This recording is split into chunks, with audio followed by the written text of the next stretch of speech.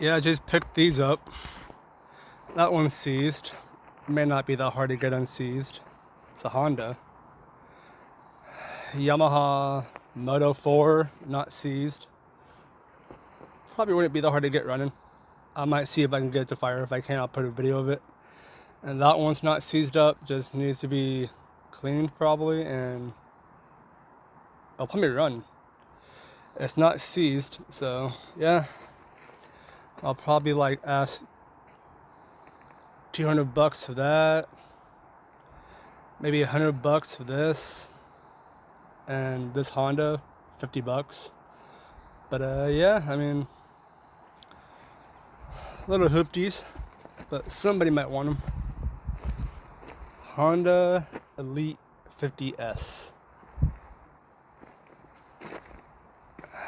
Yamaha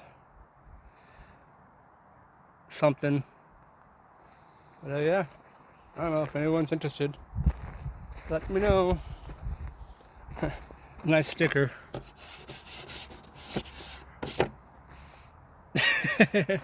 Oh god, that's funny.